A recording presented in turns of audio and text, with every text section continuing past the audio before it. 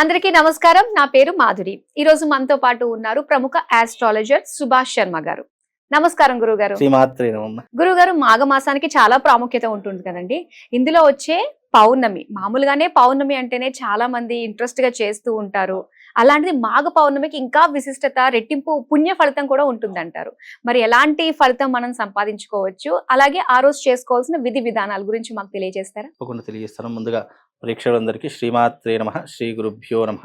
ఓం జ్ఞాని నామ్నపి చేతాంసి దేవి భగవతి హిసా బలాయ కృష్య మోహాయ మహామాయ ప్రయశ్చతి. మాఘ పౌర్ణిమ ఎందుకింత ప్రత్యేకత అంటే, మాఘమాసం అంటేనే శుభానికి సంకేతం. శుభముహూర్తాలకు ఆరంభమయ్యేటటువంటి రోజు మాఘమాసం. ఎందుకంటే జనవరి మాసం అంతా కూడా పౌష్య మాసము, శూన్య మాసం అని పిలుస్తూ ఉంటాం. ఆ సమయాల్లో ఇలాంటి శుభకార్యాలు కూడా చేయరు. అమావాస్య అయిపోయింది, మాఘమాసంలోకి అడుగు పెట్టాము అంటే పెళ్ళిళ్ళు, గృహప్రవేశాలు, నామకరణలు, తర్వాత అక్షరాభ్యాసం, ఇలా ప్రతి ఒక్క శుభకార్యం కూడా ఆరంభమయ్యేటటువంటి రోజు ఈ మాఘమాసము, శుభమాసము అని పిలుస్తూ ఉంటారు. అలాగే పెళ్ళిళ్ళకు కూడా చాలా ప్రత్యేకమైనటువంటి మాసం మాఘమాసం. ఈ మాఘమాసంలోనే దేవతలకు సంబంధించినటువంటి ఎన్నో క్రతువులు, వాళ్ళ యొక్క జననములు, వాళ్ళ యొక్క ఆవిర్భావములు అయినటువంటి మాసం కూడా ఈ మాఘమాసమే అని చెప్పడం జరిగింది.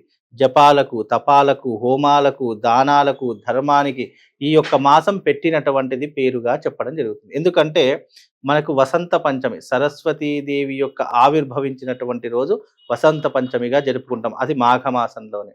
ఆ తర్వాత స్కంద షష్ఠి అంటే స్కందుడు పుట్టినటువంటి రోజుగా కూడా జరుపుకునేటటువంటి మాసం మాఘమాసమే. అందులోనూ రథసప్తమి, సూర్య భగవానుడు పుట్టినటువంటి రోజు కూడా మాఘమాసం సప్తమి రోజున ఆవిర్భవించాడని కూడా చెప్పడం జరిగింది. అందుకే మాఘమాసంలో రథసప్తమి జరుపుకుంటాము. అలాగే భీష్మ ఏకాదశి కూడా మాఘమాసంలోనే రావడం జరుగుతుంది.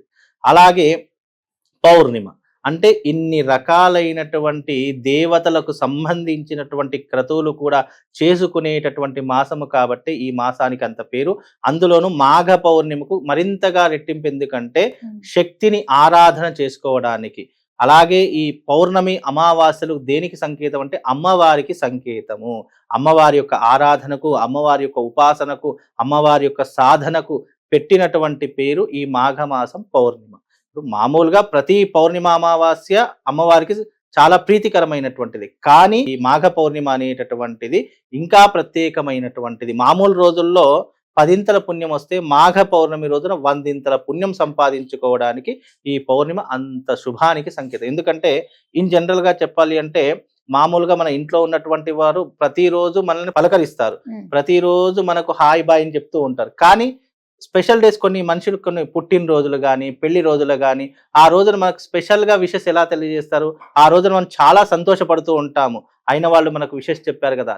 అలాగే పౌర్ణిమ ప్రతి మంత్ వస్తుంది, కానీ మాఘ పౌర్ణిమ చాలా స్పెషల్ పౌర్ణిమ అని చెప్తూ ఉంటాం. ఎందుకంటే ఈ మాఘ పౌర్ణిమ లలితాదేవికి చాలా ఇష్టమైనటువంటి పౌర్ణిమ.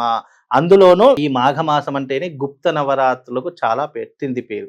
శ్యామలా నవరాత్రులు జరిపేటటువంటి రోజుగా కూడా ఈ మాఘమాసంలోనే వస్తాయి. అందుకే ఇవన్నీ కూడా శక్తికి సంబంధించినటువంటి రోజులు.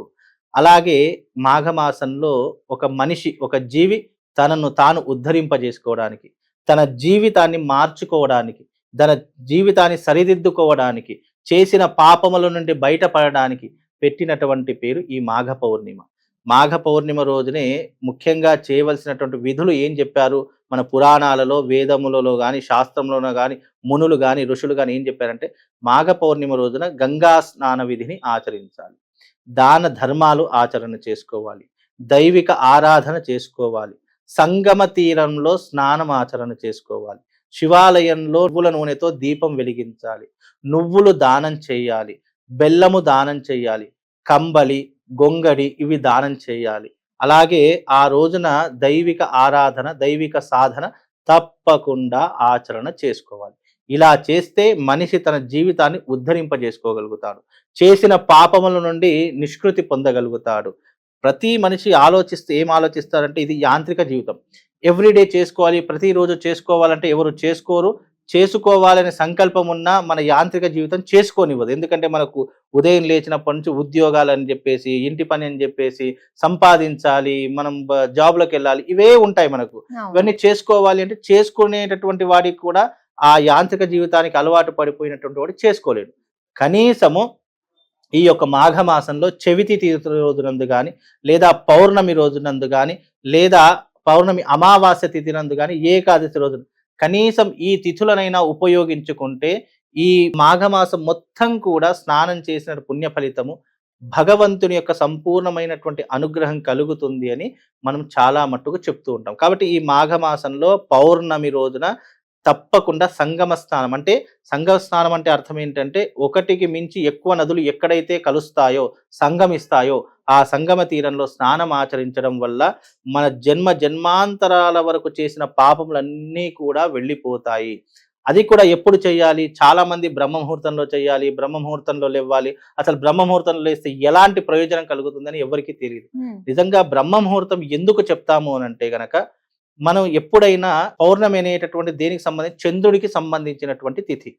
కాబట్టి చంద్రుడికి సంబంధించినటువంటి తిథిలో మనము ఎప్పుడైతే చంద్రోదయం సమయంలో దాని నుంచి వచ్చేటటువంటి కాస్మిక్ ఎనర్జీ ఏదైతే ఉంటుందో ఆ ఎనర్జీ ఎవరు తీసుకుంటారంటే మొట్టమొదటిగా జలం తీసుకుంటుంది.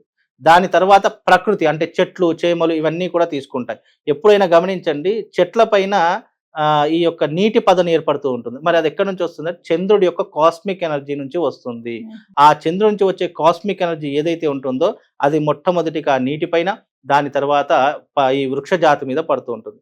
నీటి మీద పడినటువంటి ఆ కాస్మిక్ ఎనర్జీ ఆ బ్రహ్మ ముహూర్తంలో చేసేటటువంటి స్నానం ఏదైతే ఉంటుందో, మన శరీరం ఎప్పుడైతే ఆ నీటిలో మునిగి ఉంటుందో దానిలో ఉన్నటువంటి కాస్మిక్ ఎనర్జీ అంతా మనిషి దేహానికి అంటి పెట్టుకొని ఉంటుంది. అందుకే కాస్మిక్ ఎనర్జీ, చంద్రుడు దేనికి కారకుడు? ఔషధ కారకుడు ప్లస్ ఆరోగ్య కారకుడు, మానసికానికి కారకుడు. కాబట్టి మనసు ప్రశాంతంగా ఉండాలన్నా, మనిషి ఈ యొక్క ఐహిక భోగ సుఖాల నుండి విముక్తి పొందాలన్నా బ్రహ్మ ముహూర్తంలో స్నానం ఆచరించడం వల్ల మనసు ప్రశాంతం అవుతుంది.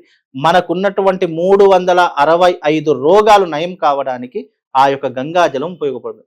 ఎప్పుడైతే సూర్యుడు ఉదయిస్తూ ఉంటాడో, ఎప్పుడైతే సూర్యుడు యొక్క తాకిడి నీటి మీద పడుతుందో ఆ ఎనర్జీ అంతా కూడా మాయమైపోతుంది.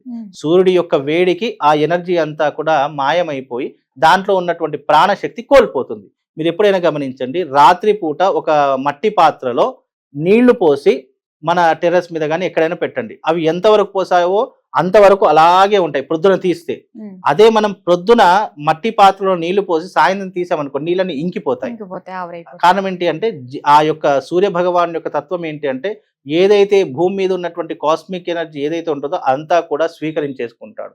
మళ్ళీ చంద్రుడు వచ్చే సమయంలో మళ్ళీ కాస్మిక్ ఎనర్జీ భూమి మీద పడుతుంది. అందుకే మనం బ్రహ్మ ముహూర్తంలో ఏ పని చేసినా కూడా, స్నానం చేసినా కూడా, లేదు అనంటే గనక మనం దైవిక ఆరాధన చేసినా, మంత్ర జపం చేసినా అది మనం జీవితానికి ఉద్ధరింపజేసేటటువంటిది అని. అందుకే ఈ మాఘమాసంలో చక్కగా గంగా స్నానం చేయండి. నువ్వులు దానం, మన పిడికెడు నువ్వులు మన చేతిలో ఎన్నైతే నువ్వులు ఉంటాయో అన్ని దానం చేసినా ఆ పిడికెడు నువ్వులు చేతిలో ఎన్ని గింజలు ఉంటాయో అన్ని గింజలు లెక్క పెట్టలేం మనం. కాబట్టి అన్ని తరాలు మన యొక్క జీవితం ఉద్ధరింపబడుతుంది. అందుకే ఆ రోజు నువ్వులు దానం చేయాలి, ఆ రోజున బెల్లం దానం చేయాలి, ఆ రోజున విశేషంగా వస్త్రదానం, పేదవారికి అన్నదానం, ఇలాంటివి చేయడం ద్వారా మనకేమవుతుందంటే మనకు తెలియకుండానే మన జీవితం ఉద్ధరింపబడుతుంది. మనిషి జీవితంలో పుణ్యం సంపాదించుకోవాలి అంటే అది 2 మార్గాల ద్వారానే సాధ్యం. ఇంకా నువ్వు ఏం చేసినా పుణ్యం సంపాదించుకోలేవు. ఒకటి స్నాన విధి, స్నానం ఏం చేస్తుందో మన దేహాన్ని శుద్ధి చేస్తుంది. రెండవది దాన విధి, దానం ఏం చేస్తుందంటే మనం చేసిన పాపాలను దూరం చేస్తుంది. ఎప్పుడైతే దానం చేసే గుణం ఉంటుందో వారికే డబ్బు ఆకర్షించబడుతుంది. నాకు డబ్బు కావాలి, డబ్బు సంపాదించాలంటే రాదు. నీ మనస్సులో దానం చేసే గుణం ఉన్నప్పుడే నీకు డబ్బు ఆటోమేటిక్గా జనరేట్ అవుతూ ఉంటుంది. నీకు దానం చేసే గుణం లేదు అంటే నువ్వు ఎంత సంపాదించినా నువ్వు ఆ ధనాన్ని తినలేవు, పరులు మాత్రమే తింటారు. కాబట్టి ఎప్పుడైనా పుణ్యం సంపాదించుకోవాలంటే గంగా స్నాన విధిని ఆచరించాలి, దానం అనేటటువంటి చేసుకోవాలి.